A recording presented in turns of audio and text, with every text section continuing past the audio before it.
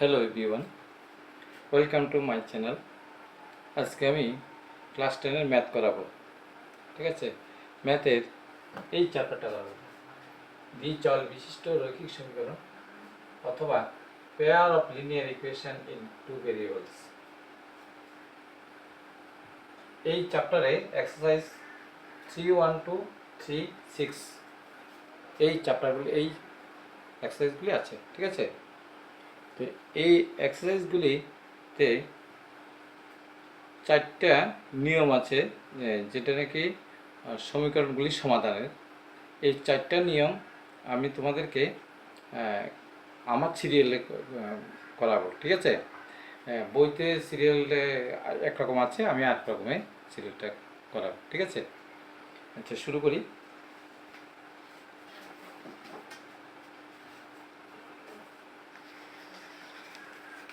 তোমরা এক নজর এক্সারসাইজটা দেখে নাও, চ্যাপ্টারটা দেখে নাও। এই যে চ্যাপ্টারটা, ঠিক আছে,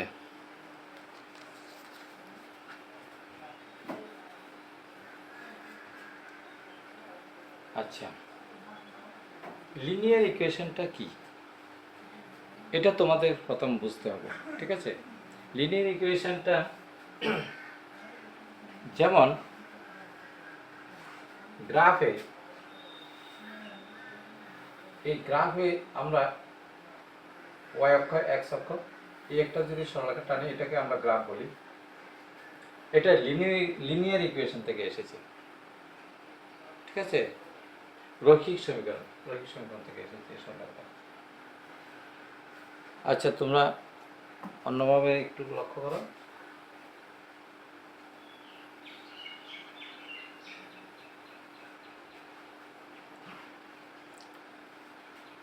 মনে করো তুমি 3টা আপেল কিনেছ এবং 2টা কমলা কিনেছ।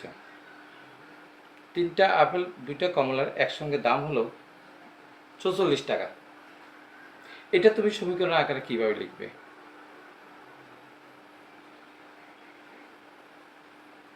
প্রতিটা আপেলের দাম কত, প্রতিটা কমলার দাম কত। আমরা ধরে নিলাম প্রতিটি আপেলের দাম x টাকা, যেটা জানি না। ঠিক আছে,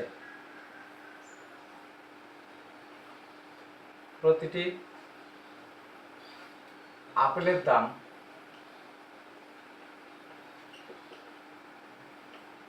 x টাকা, প্রতিটি কমলার দাম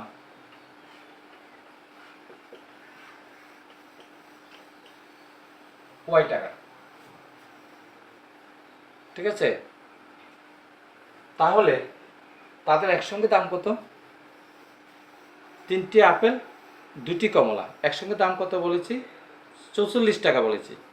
তাহলে 3টি আপেলের দাম কত?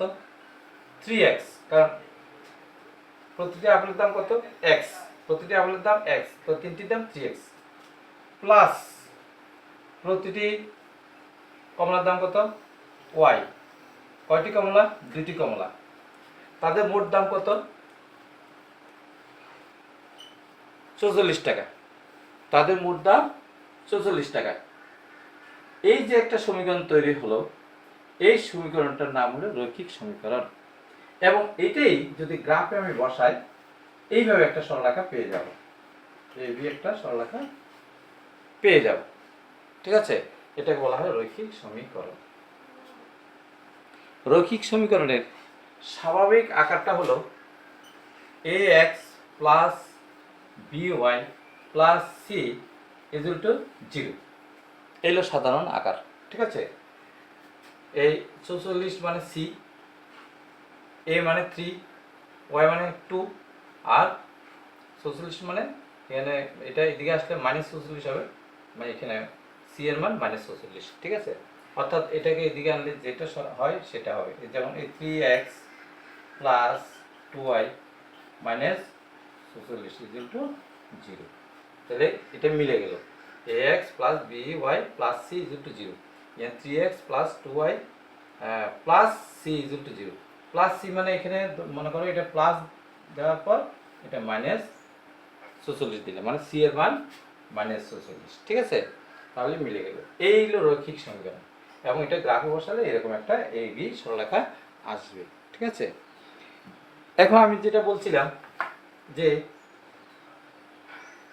3টি আপেল এবং 2টি কমলার দাম একসঙ্গে 44 টাকা, এটা কি হবে দেখো।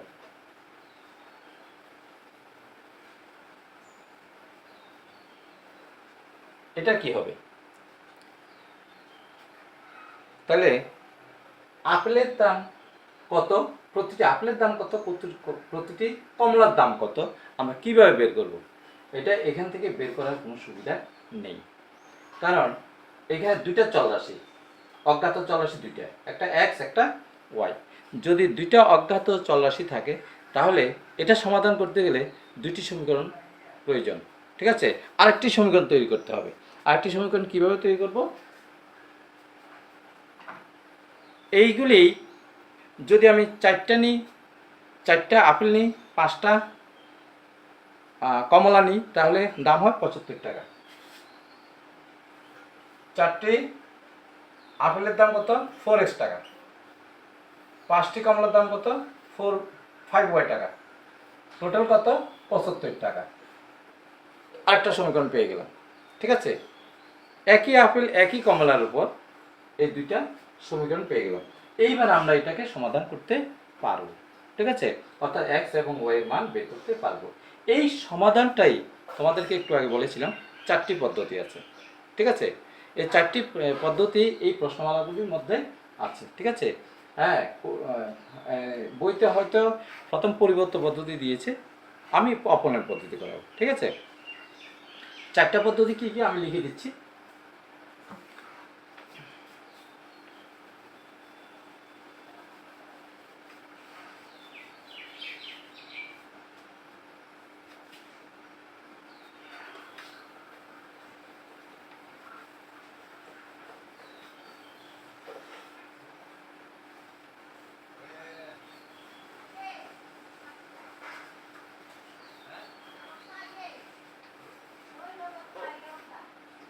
চারটি পদ্ধতি।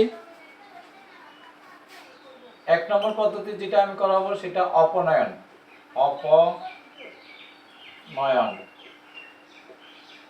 পদ্ধতি। 2 নম্বর তুলনামূলক।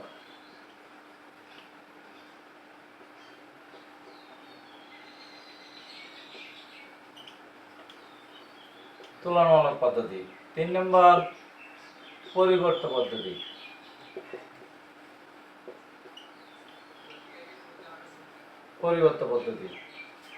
4 নম্বর বজ্র গুণন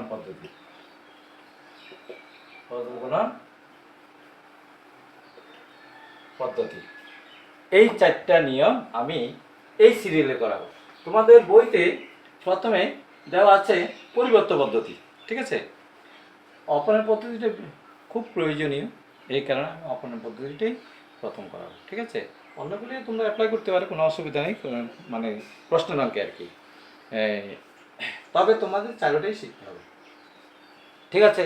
এইবার আমরা এই যে সমীকরণটা, এই সমীকরণটা আমরা তুলনামূলক পদ্ধতিতে সমাধান করব, অপনয়ন পদ্ধতিতে সমাধান করব, ঠিক আছে?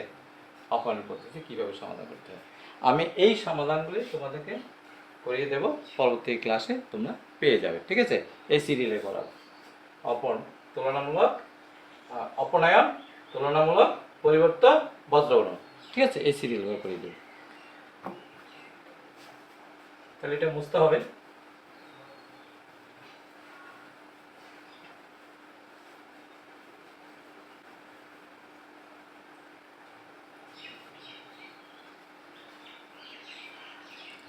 এখানে লক্ষ্য করো, অপনয়ন পদ্ধতি মানে একটাকে অপনয়ন করে দেব, অর্থাৎ একটিকে সরিয়ে দেব, অমিট করে দেব। হয় এক্সকে সরিয়ে দেব, নয় ওয়াইকে সরিয়ে দেব। কীভাবে সরাবো? এদেরকে যোগ করলে বা বিয়োগ করলে যাতে একটা সরে যায়। এখানে লক্ষ্য করো, যদি আমি যোগ বা বিয়োগ করি, যদি যোগ করি 7x হবে, এখানে 7y হবে, হ্যাঁ? যদি আমি বিয়োগ করি এখানে -x হবে, এখানে -3y হবে, তাহলে একটা থেকে যাচ্ছে, দুটোটাই থেকে যাচ্ছে। তাহলে কিভাবে অপনয়নটা করব? অপনয়ন হচ্ছে না, এখানে যোগ বিয়োগ করলেও অপনয়ন হচ্ছে না।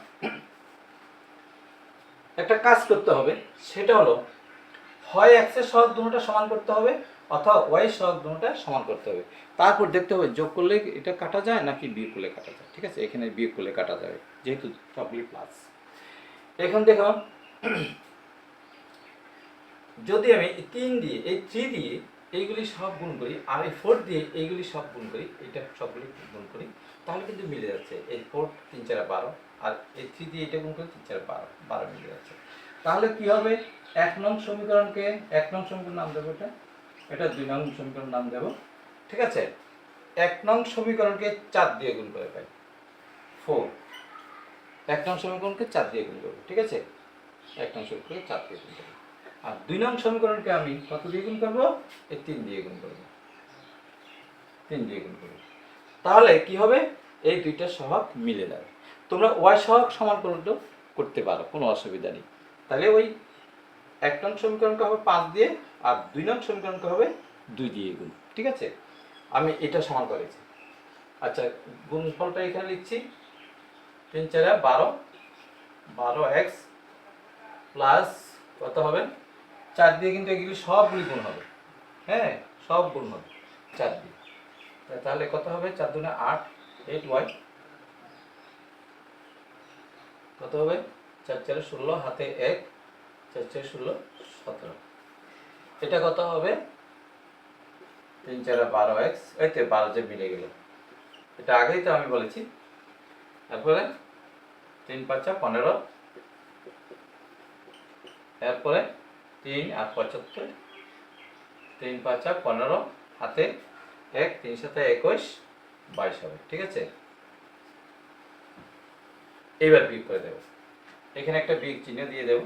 ঠিক আছে, অর্থাৎ আমি এটা বিয়োগ করছি।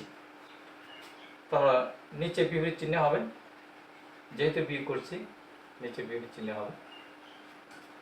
তাহলে বিয়োগ করলে 12x মাইনাস 12x 0 হলো, কাটা গেল। এটা কত হবে? -7y হবে। এটা কত হবে? এটা দুইটা দুই ঋণ চিহ্ন বিয়োগ হবে।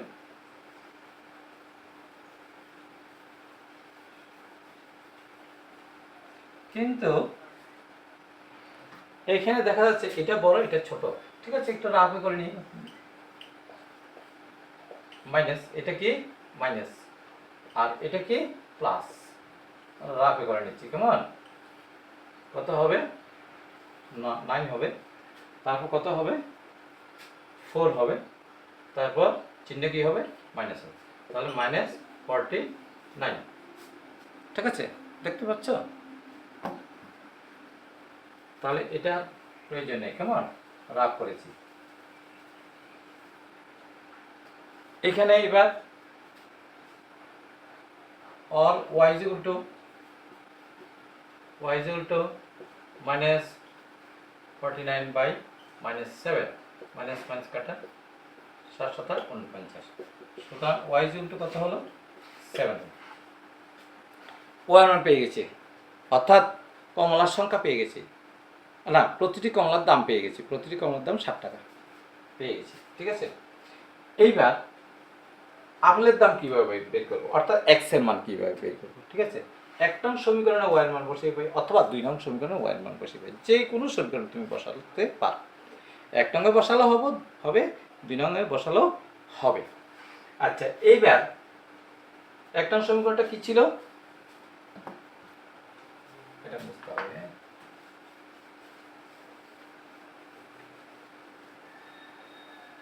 আমি 1 নং সমীকরণে বসাচ্ছি।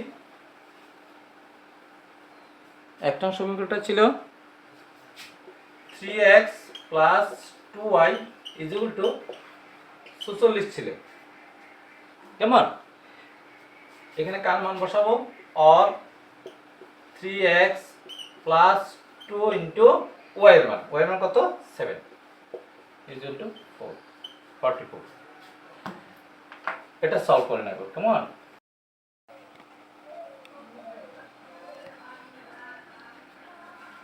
তাহলে 3x plus 14 is equal to 44 or 3x is equal to 44 minus 14 or 3x is equal to 30 or sorry x is equal to 30 by 3 3 10 30 সুতরাং x is equal to 10।